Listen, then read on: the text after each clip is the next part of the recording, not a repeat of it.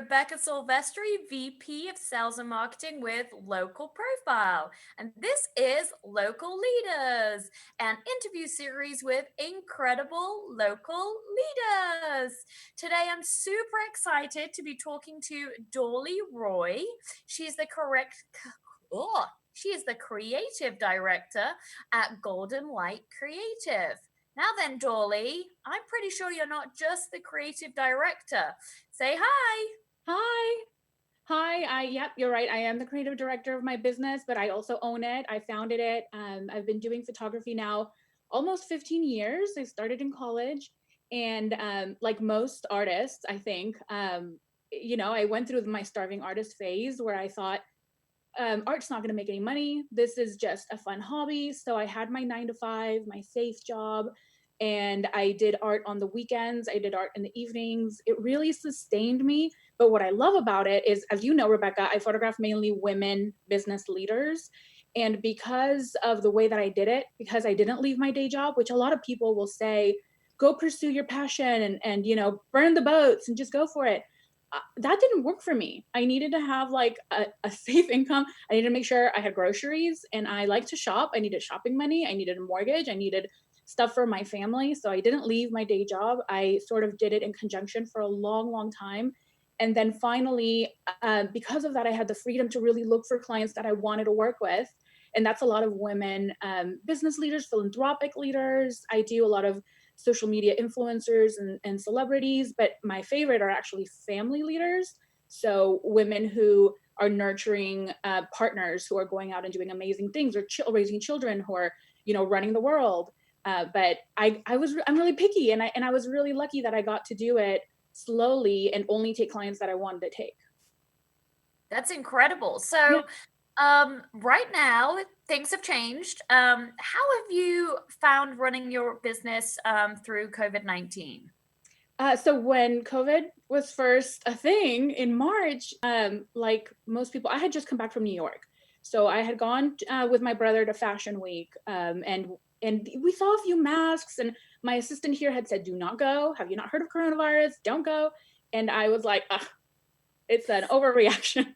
It's an overreaction. So I go to New York, and I saw a couple of people with masks. I got a little worried on the way back. And then I decided to just sort of take it slow end of February and slow things down just to be sure I didn't have anything that I could be passing on to other people.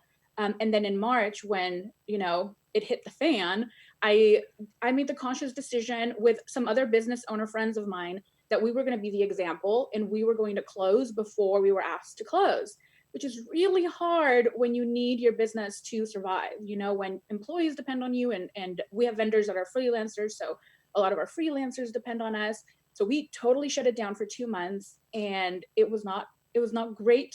It was isolating. It was very sad, but I was able to focus on some other things that are a passion of mine. And I found that I was spending more time volunteering and reaching out to former clients. I was doing a lot of a lot of Zoom mentoring with other business owners, and that was really nice. And I got to reconnect. I know that I do portraits, photography portraits, but I also do painting portraits. And so on Zoom, I'm able to do that and sort of meet somebody's family that they can't go visit right now, and do this beautiful painted portrait of them. They send me photographs. I do a live interview like this, and then I use that to make their portrait. So it's been fun to sort of adapt my business. But we are still, even though, I mean, we didn't know in March that the numbers were going to get much higher. So now we have reopened. And because we've always dealt with hair and makeup and touching people's faces and being in their space, we've always sort of been really careful about sanitation and using only disposable this and making sure that we're certified on that. But now we are closed a lot of the week during the week. And that way, that the studio has time to air out. We have time to, if somebody came in and was, what do they call it? A carrier, I forget what it's called, but Asymptomatic. asymptomatic, yeah, asymptomatic carrier, that we have time to just sanitize everything and let it sort of clear up. So it is a little bit slower, and it's okay. I still think that it's the right thing to do for me, because I'm in a position where if I slow down, I'm still okay. I have other income avenues. But I mean, it's just really, really tough.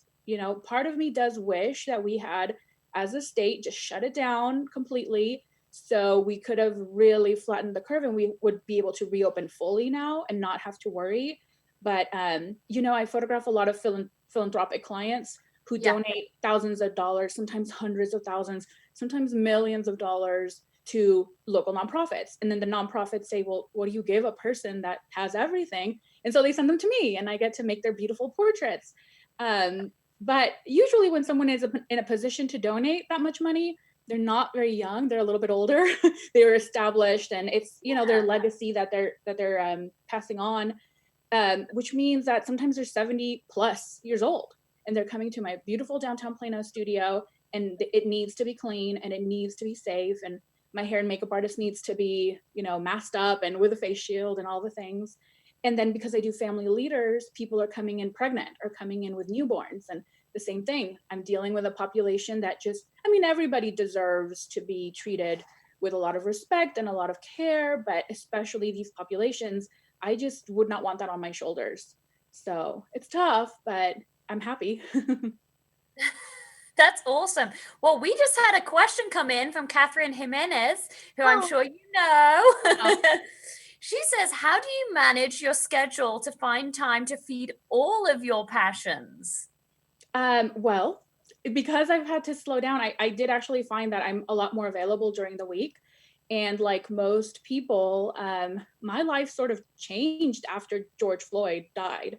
And not particularly because of that individual, but when I forced myself to watch a video where somebody, knelt on someone's neck for 8 minutes and 44 seconds, and he cried out for his mother. And I had heard maybe like a lot of my friends about Trayvon Martin and about Ahmaud Arbery and even like Rodney King growing up. And it seemed like isolated incidents that happened to certain people, one in California, one in Florida, one in Texas. But I did not see Black Lives Matter being an issue for me. I thought if they had been kneeling on formerly on a Latina, then I'm gonna get up and I'm gonna say Latinas lives matter. You take care of your own. That was where my mentality was. I did not really stop to ask questions until after George Floyd and say, is this something where maybe there is a bias in our community and we can help deal with the bias? And maybe also there are some laws in place that maybe we can help fix those laws. So then if we fix the bias starting in our communities, then while that's being fixed and we fix the laws, people like George Floyd won't slip through the cracks and be victims. Um, and when I watched that, that's all I wanted to think about. That's all I wanted to read. That's all I wanted to study. I know you had Amanda on here last week, and she was talking about the beautiful 21-day racial equity challenge that the Junior League is doing. And I took part of that. So for 21 days, I would read, and then I would join a group of thousands of women all over the US, many of us white or white passing, and some women of color. And um, we all join together and sort of talk about these issues and say, what can we do? So that took over my Monday through Friday. And it's been a blessing that I can move my photo shoots to weekends. So during the weekend, girl, if you text me, I cannot answer. I am booked 8 a.m. to 8 p.m. I'm either cleaning the studio or doing all my marketing. I try to do my 9 to 5, formerly 9 to 5 job on weekends. And during the week, I'm volunteering because I can't sit back and say, well, this is a problem for someone else. I don't really agree with rioting. Okay, well, then what do I agree with? And then I need to go and help. So I agree with maybe bringing up criminal justice reform and saying, how can I help?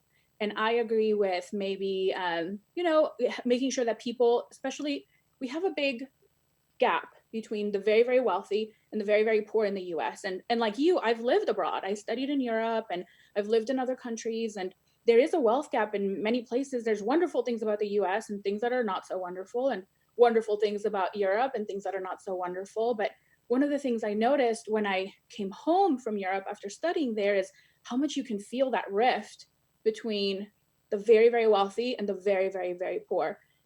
So my work has been during the week, I focus on my volunteering, bringing awareness, talking to friends who maybe some people don't even know what's really going on. And so you just talk and you say, what have you seen? I don't know if you know this, Rebecca, but I love to photograph women in non traditional roles, like in male dominated industries.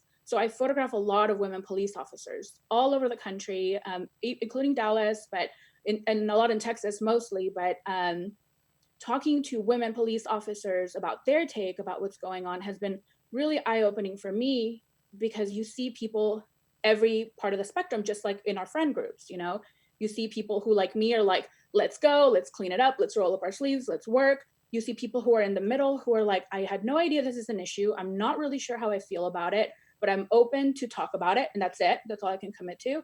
And then you see other people, and I don't personally agree with this, but you have to live and let live. I see people who hide their head in the sand like an ostrich and say, it's the way it's always been. If you don't like it here, leave. And that's tough. That's really tough. Where should people leave to exactly? People who have been here for generations, That was a lot. Absolutely. So I didn't answer Catherine's question. So your passion currently is obviously talking about racial inequity and wealth inequity. Yep. So you've obviously done a lot to study this area in Yep. the last few months and probably even before that. So what advice do you have for other people who are, interested and they're not sure what to do or where to start?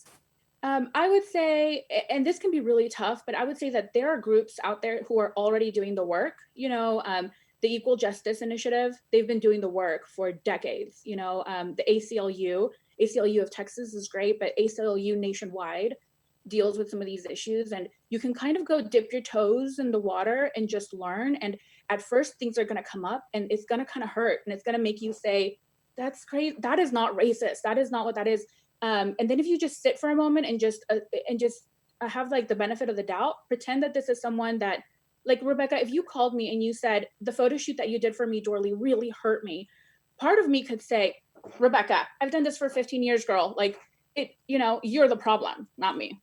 Or I could assume that you're somebody that loves me and loves my business, and because you love me, you're telling me something needs to change, girl. If you want me to come back and you want people like me to be happy, you need to just listen, that this made me very uncomfortable. And if I'm a smart business owner and a good friend, I'm going to just maybe listen. And I don't need to necessarily take everybody's advice, but I do a disservice by not listening. So I would say maybe start there. And then Emmanuel Acho, he's got that Uncomfortable Conversations with a Black Man series, and he had Joanna and Chip Gaines and Matthew McConaughey go on there. And if you don't have Black friends to call and say, hi, is this really an issue? Is this really something that you've been facing? Then start there, because that's your default Black friend now. And he does a good job of sort of introducing you to that stuff, you know? Yeah, absolutely. And I love the idea of listen, because Mm-hmm. while that obviously is such great advice in terms of racial and wealth inequity, but it's also just great business advice, because even if Yes. it doesn't play into a racial circumstance, listen to your Your clients. client. Absolutely. I feel like that's why people come back to me. And, being a creative, it can be very feast or famine. You can be really, really busy, and then you're dead for a month or two. And one of the ways that I sort of keep my calendar booked month after month after month is I really listen. When someone comes in, I told you I love women in male dominated industries. Well, a woman might come in and be an accountant, and everybody around her is an accountant. And so she wants to celebrate the fact that she's a powerful feminine energy, and she wants to play that up, and she wants the tulle, and she wants the lashes, and she wants to, she doesn't get to she travels a lot, so she doesn't get to spend time with her babies. So we bring them in and we incorporate her partner and her children and just give her that sort of feminine energy.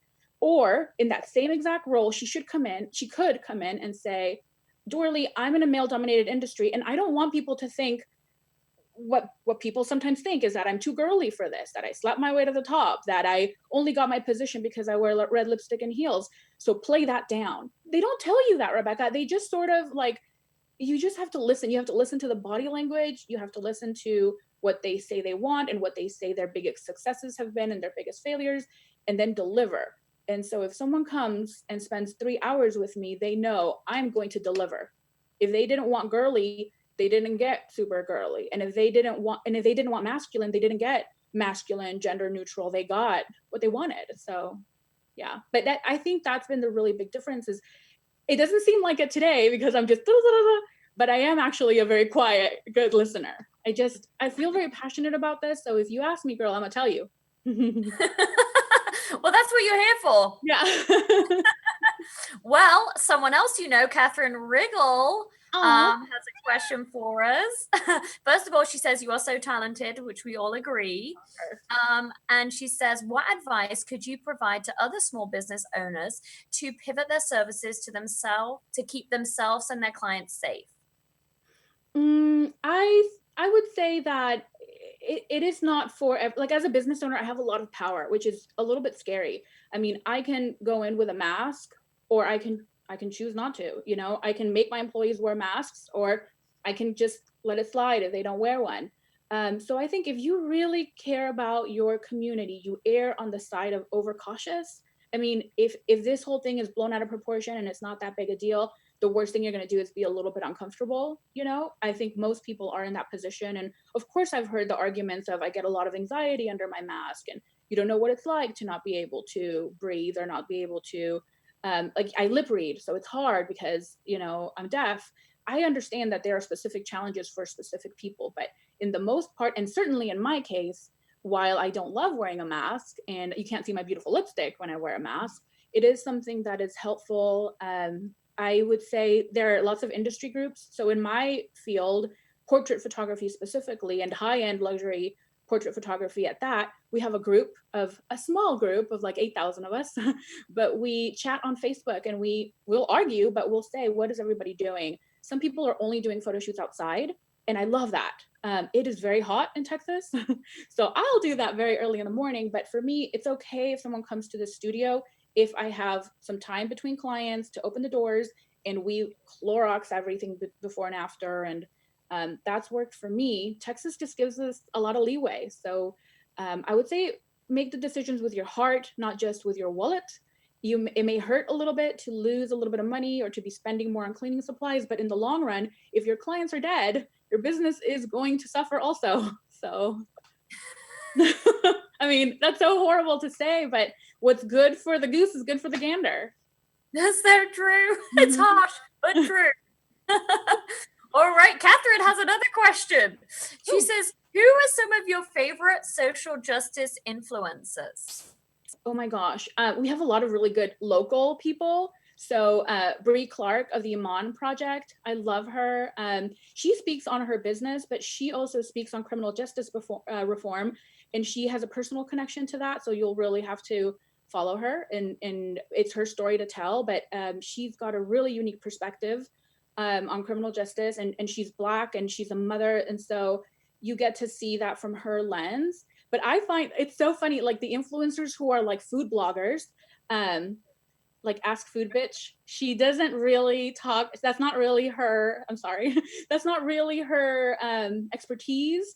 But she, like me, is very passionate about it, and so she will be posting about places where people are talking about it, and we're following, groups that are doing it. The Junior League is great because it's real women, and there's Junior League of Colin, and Junior League of Dallas, and Junior League of Richardson, and Junior League of Tarrant, and they all, in their own way, have different programs that are helping their community. But that's always really fun to see what people, like your neighbors, are talking about, and it does affect us. Like when I first started talking about social justice, I was so sweet and naive and new to this, and I made this beautiful post on Facebook where I said, well, can we all just get along, and can we all just pitch in? And I know that all my white friends have never heard this before, and just like me, and now we've heard it, so let's roll up our sleeves and go. And a beautiful friend of mine, who is a business owner and a single mom and a Black woman, she said, Dorly, if you really think that white people didn't know about this until today, then you're either naive or stupid. And at first you think like, well, hold on there. And if it hadn't been for the work that I've been doing since George Floyd, I might have been maybe more offended. But again, I just took a step back, and I gave her the benefit of the doubt that she's somebody that loves me, and that took guts to say on my page to her friend, that maybe she's right, and that was months ago. And as it's been unfolding, she's really right. There's a lot of people that do know that some of these things happen. and just say, that's just not my problem to fix. I do know that, you're 2.6 times more likely to be killed by police if you're Black than if you're white. And I do know that 1 in 3 Black people will go to prison, where it's like 1 in 9 white people, or not prison, jail, or be incarcerated for some time. But 1 in 3. And I think about like my beautiful Black friends, like Robin Joseph Williams, who and has 3 beautiful Black sons who I've photographed. And I think 1 in 3, and she's got 3 sons. And that just, it hurts your heart. And you think, if I tell people, they will clean it up, they will wrap it up, we will reform criminal justice together. And some people really don't want to do that work right now. And while I do believe that you have to meet some people where they are, and that's my own personal belief, I also think, like this girl, like this friend told me, her name is Kendra, like Kendra told me, time's kind of up for this. We have been fighting police brutality since at least the early 1900s that I know of. In my lifetime, since the 1990s with Rodney King, people were saying Black Lives Matter, and I wasn't listening, and now they just too loud to ignore. So I don't know. That's I love that people are talking about it. That's the one thing that's come out of this that's maybe been a silver lining, is that there's this collective awakening where it almost feels rude if you're not talking about it, if you're not at least addressing the fact that there's an elephant in the room. Things are a little weird right now. You don't have to do it all, and some people are dealing with disability and kids going back to school and mental health issues and death and cancers, and those things are still going on. So not everybody's going to be like, well, I'll just work on the weekends and do this full time now.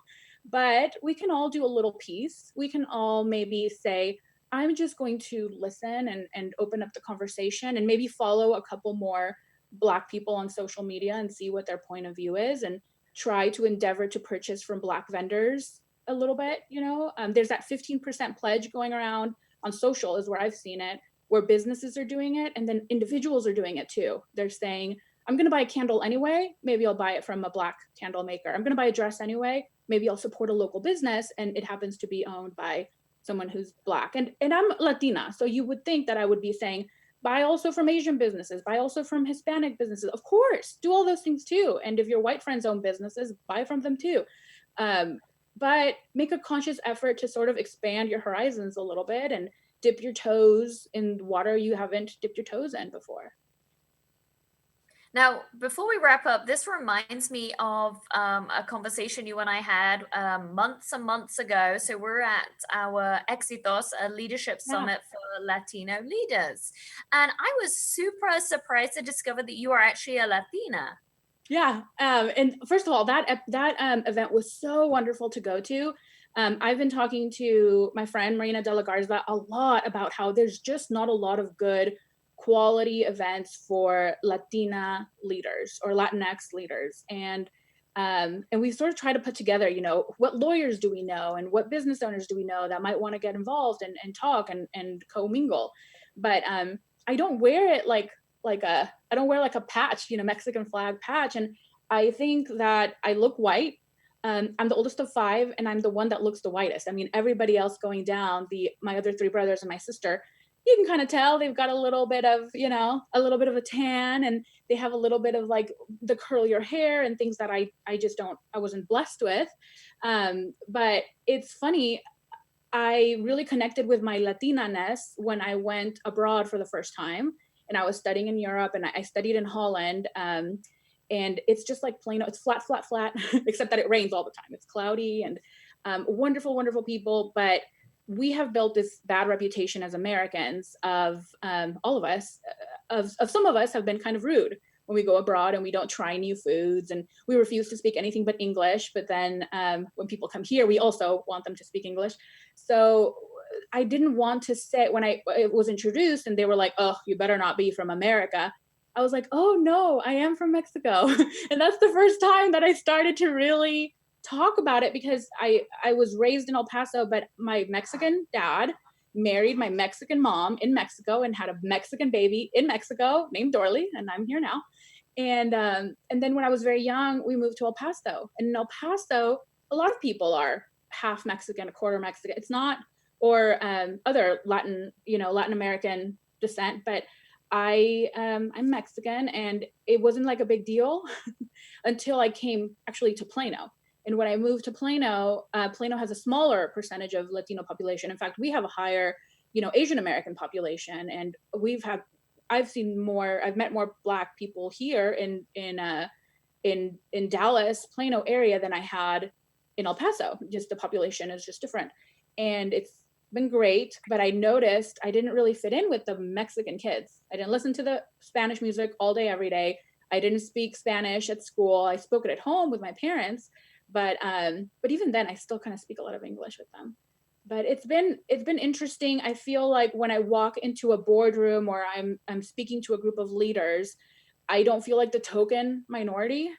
And I've had that my Latin American friends who do look, more Hispanic and have those darker features, they'll say, you go in and you give this bomb presentation and they're very interested about your Latina point of view, but not your point of view, full stop. And that's interesting to me. And it's new now. And because I've been doing this racial equity work, I've connected with a lot of people who are biracial, who sometimes don't look Black and are dealing with Black issues. But also, if I go and I speak on a panel to Latinas, I do wonder, should I, you because of yourself, you wonder, am I brown enough to be doing this? Would they have preferred I be more brown? And at the same token, I heard some of my Black friends say, if I go somewhere, they want a face that more white people can relate to, and I'm too Black. So you can't win. Sometimes it feels like you really can't win. So a lot of it's going to come from all of us raising our collective unconscious and becoming more inclusive, but also a little bit comes from our own selves sort of doing the work and realizing that I don't have to love spicy food and you know wear my big Selena earrings all the time. It's okay for me to love country music and to have mainly friends who also look white. That's okay. But it's really interesting. But yeah, most people don't know that I'm Latina. And I also wonder, if I tell my clients, if I walk in wearing my Mexicanness more proudly, if that would affect some of my client networking relationships. I really don't know the answer. I wish I knew that the answer was no, it wouldn't affect it at all, but I don't know that. No, there's Yeah. there's no way of knowing. Yeah. Mm-hmm. So, Dorly, as we wrap up, do you have a last thought that you can share? I would say maybe I'll just bring it back around to business owners. I love that we are sort of in the Brene Brown generation and in the Oprah. We grew up with Oprah and these people telling us that you can do whatever you want to do, and I believe that fully. You can do whatever you want to do. I also think that it's okay to have a 9 to 5 job that you are okay with. Um, my 9 to 5 job gave me so much security and safety, and I see creatives that I mentor that are struggling, not because they are better artists than I'll ever be. They're just passionate and colors just flow through their veins. They just are incredible. But they're worried about how they're going to pay their rent. And you can't create from a place of fear, and it's okay if you want to quit your job and do it, and you're okay to do that. I support that. But I also want to make sure that the people that are not following their passions only, that are following their logic and are taking things a little bit slower, they also feel like there's space for them. And like every other business owner that I know, I'm my own biggest critic. And every year I want to double the sales from last year, and I push pretty hard. And 2020 has been for me a year of just doing enough for me to keep my business, to keep my relationships, to keep my clients happy. And whoever wants to move to 2021, that's great. Or whoever wants to maybe do a smaller session, that's okay. I'm sort of, it's okay to have seasons in life too, and to not always be the top salesperson and the top photographer. And it's okay to sort of, you know, follow your heart a little bit. And this has been a tough, regardless of where you are politically or financially, this has been an isolating time and a interesting time. So we all need to comfort ourselves in however we feel is best for us. And sometimes that is slowing down the business, and sometimes that's really going into the business and focusing all your energy there. But I just want people to feel supported and heard, and know that there is somebody for everybody. And seek out community, seek out people like you that can talk about what you want to talk about. Yeah. Well, thank you, Dorly. You have You're given so welcome. much incredible advice. We've really appreciated it. You're welcome.